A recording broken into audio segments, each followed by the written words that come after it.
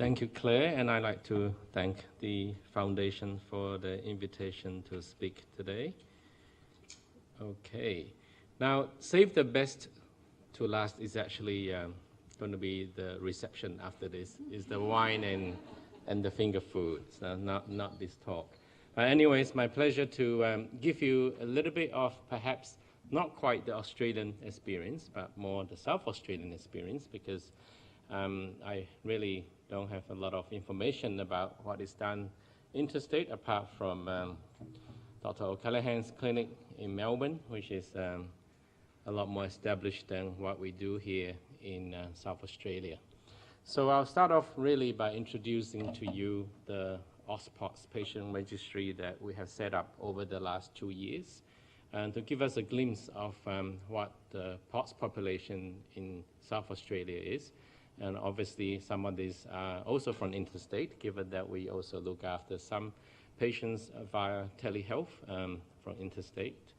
So the goal really is to provide a cohort of individuals suffering from this condition, trying to characterize what the disease cause is and the prognosis, which is often not well described, and also to be able to understand what the health utilization and the burden on healthcare is. And hopefully with this data, we can also support other questions that we may have on research about POTS to help us to understand them better and also to improve the outcome. So this is just a snapshot of what we managed to have a quick look at this registry, which is held with the help of SAMRI on a RateCap database, a web-based database. So far we have enrolled almost 500 patients. Majority is female, and the mean age is 31. And there has been a slight shift of this mean age because of the post-COVID dysautonomia cohort. A lot of them are older than our usual POTS patients, with a peak symptom onset at 22 years of age. And again, with the long COVID or post-COVID triggers, the infection percentage has been driven up compared to when we last looked at this at about 240 patients about a year ago. So it's now 39% post-infectious causes, about a third due to no sort of actual trigger you could identify. And most of these will have the hypermobility spectrum disorder. Now there's a small percentage, this is in keeping with international data, with trigger identified due to a traumatic event, physical trauma or concussion, and also a rising percentage post-vaccination after the number of people having had their Pfizer and AstraZeneca vaccination over the last 2 years, and then a small percentage from surgery and pregnancy. Now this is quite sad to look at this, and that there is a significant diagnostic delay in this group of patients. Almost half of them took over more than eight years to eventually get diagnosed with POTS. 15% of these people have seen more than 10 medical practitioners before getting the diagnosis. It's not unusual for those of you who look after patients with POTS for these patients to show up to your clinic with folders of letters, investigations, results, scans, and all sorts of specialists who have seen them, but none could provide them with an answer. On average, each participant will have seen 4 to 5 doctors before their diagnosis, and also a significant number will have shown up to the hospital ED because of their symptoms. That's 64%. And the average ED presentations before diagnosis was 6 in this group of people. Now, this is quite sad, and Claire has alluded to earlier, a high percentage have been told that these were just in their head, anxiety, panic, functional neurological disorder. What we don't know doesn't mean that we got to label the patient with a condition. So this is again not new. If you look at other papers published regarding POTS, you can see that a lot of them have associated conditions. Some of them other speakers today have dealt with quite well, and I won't go into. but just to show you a typical comorbidities that we have to look after in addition to the dysautonomia specific for myself, the cardiac side of things. Claire has shown you this slide earlier. This is really shocking that the patients with POTS have such bad health utility score. So if 1 means it's full health, 0 means death, equivalent to death. So you can see that compared to what others have published with the same EQ5D2, that we have a very poor health utility status in our patients, and much worse than what we spend a lot of money on looking after: cancers, airways disease, cardiovascular disease, and also kidney disease, where there is no actually dedicated really funding for dysautonomia specific research, let alone even specific clinics to look after these patients, especially in our public health system. Now, this is a smaller cohort of 202 patients. This is a paper that is under review at the moment that we took from the OSPOTS registry and compared that to 202 normal populations, so just healthy adults which are sex and age matched, 202 as well. And we compare this EQ5D5L score in the different domains as shown at the bottom, from mobility on your left to self-care, usual daily activities, pain score, and also anxiety and depression. In red are shown in red are those of POTS patients, and those in yellow normative population. You can see that the higher the score, the worse is their functioning status in each of the domain. And you can see that the red bars are more represented towards the 2, 3, 4 of each domain as compared to the normal population, where most of the scores are either 0 or 1. And this translates to these two graphs. On your left is the EQ visual analog scale. It's just their assessment of their own health quality on the day. And you can see that in the POTS as shown, the score is a lot worse compared to the normal population. So in red at the lower lines, at all age groups. So all age group with POTS from the young to the old have much poorer health quality. And then on the right is the utility score that I showed earlier as compared to other conditions, but this is just looking at the age group. Uniformly, it affects all POTS patients at all age group, as shown here as compared to the normative counterparts. You might not be able to see this table, but this is just a paper that I did with one of my fellows at the hospital. We have had the opportunity to look at some POTS patients' ECG.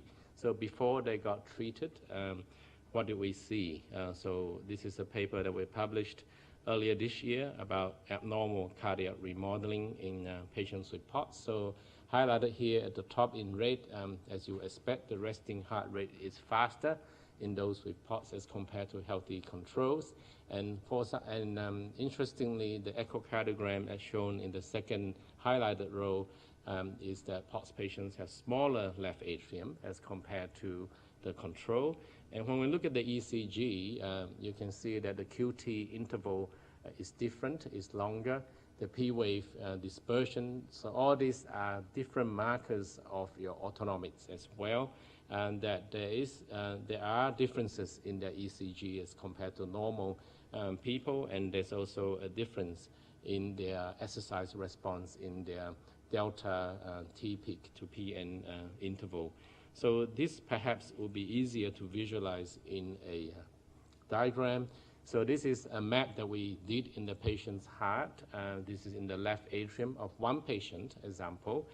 In this map, we basically put catheters in the heart to measure the signal amplitude. So if you have healthy signal, you will have purple and blue color as shown on the scale, and the abnormal tissues are shown in red and yellow. So what you see in red and yellow at the top and the bottom are the vena cava, the superior vena cava and inferior. They're not supposed to have cardiac muscle, so red is normal. But what you see here in the at the arrow is somewhere in the front of the heart, in the right atrium, not far from your sinus node area, where you have low voltage in a completely healthy young patient with POTS. So we don't know what's going on. There's some process affecting even the myocardial tissue health, and we are fortunate that this could be published recently. So coming back to really what we do here, where those registry patients come from, all those patients were confirmed with a standing test or tilt table test to have POTS.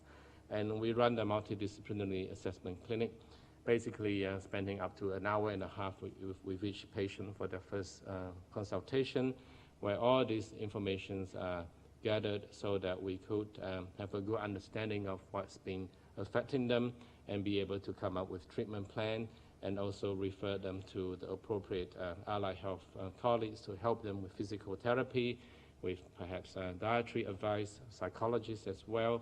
And then a lot of them, as you are aware, are not well enough to work, to have an income. Some could not even finish their high school, and they would need financial assistance, and we would be trying our best to help with their applications.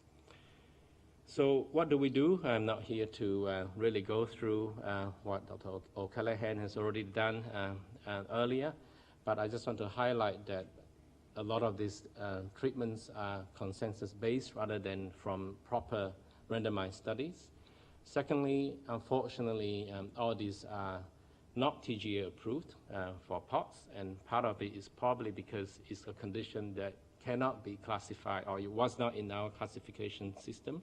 So the current hospital funding, for example, when the patient comes to hospital and get discharged home, the coders will look at what the reason for the admission is, and there is no such ICD-10 code for POTS. So often I might get run sometimes what is the diagnosis, and you've got to find the closest to it. And unfortunately, for this condition, without ICD code, and also with the code that they put in, most hospitals don't get paid much. So as a result, even in private hospitals, I have been pulled aside and say, we don't want you to admit these patients in for treatment because they are not making money. And that is unfortunate.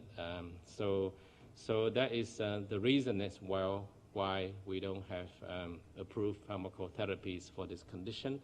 And as a result, we use a lot of them off-label, and it has been now done through a non-PBS private prescription with significant cost to patients who are unemployed or haven't got the means to afford them.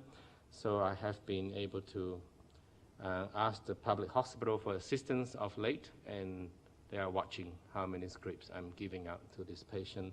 They are subsidizing them, but at some stage, someone will tap me on the shoulder and say, no more. So that's the situation with treating these patients. Now, I want to touch a little bit on IV fluids that was mentioned a little bit earlier. This is more or less a last-ditch approach for someone who already on treatments they could take without side effects, and they're still unable to function to do their usual day-to-day activities. So we would trial them with intermittent IV fluids through a peripheral cannula, maybe 3 times a week, because the benefits will be for 24, 48 hours. And if they find it helpful, then a few of them will go on to having a longer-term solution, to have a port inserted or a PICC line so that they can get more regular fluids without IV cannulations 3 times a week. So this, again, is difficult. We have run out of any options to any of the private centers for now. No one wants to take them because, again, they get paid more for the iron infusions, they get paid more for blood transfusions, they get paid more for chemotherapy than someone coming in for IV fluids.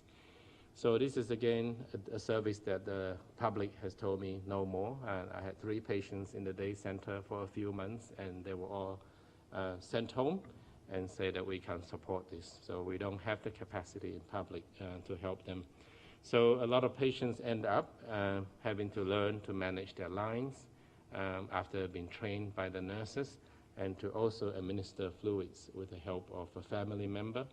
And this will cost somewhere around $6,000 to $8,000 a year for them. But if someone is willing to pay that, it means they are getting the benefits from this therapy.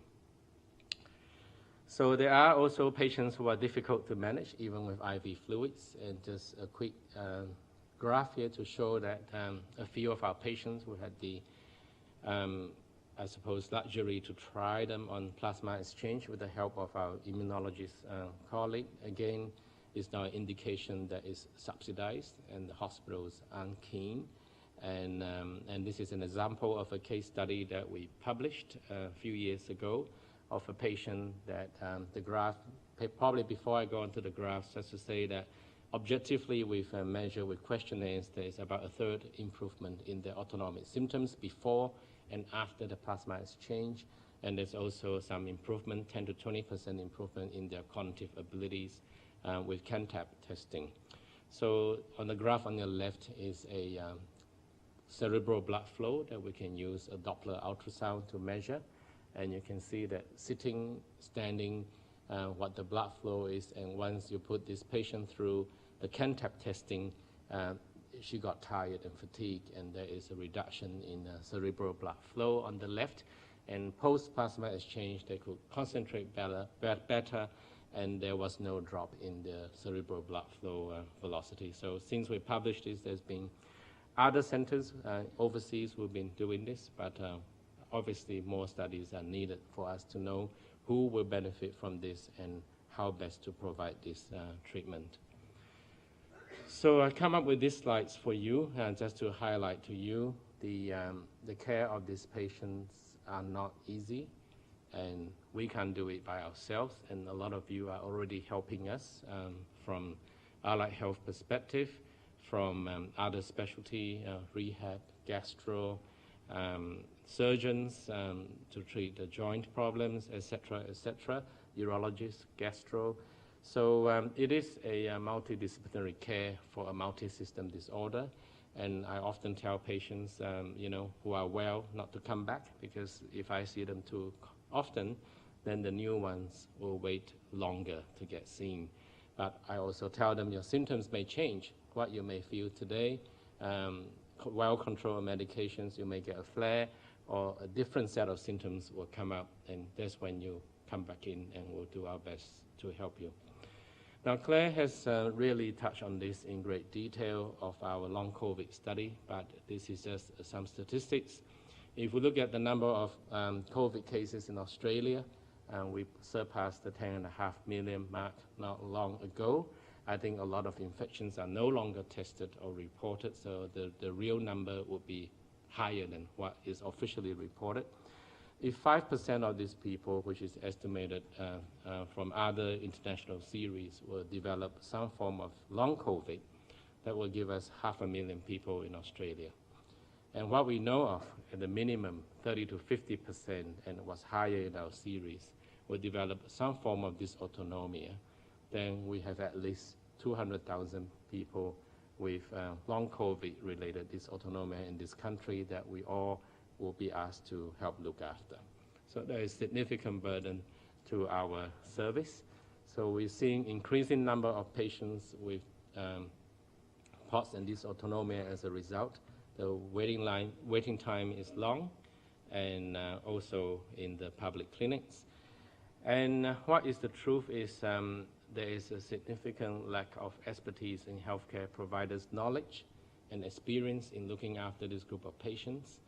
And no one is to be blamed, but this was not taught in medical school in any details. The disease might not have been coined when you went through medical school in the 1990s, and now it's not in much of the curriculum. It's a chapter that's not well taught, and as a result, you show up to healthcare facilities, to GPs, they don't know what's going on. So we need to urgently train our healthcare sector on how to deal with this. And again, funding is needed for us to deal with understanding it, to provide the care as well.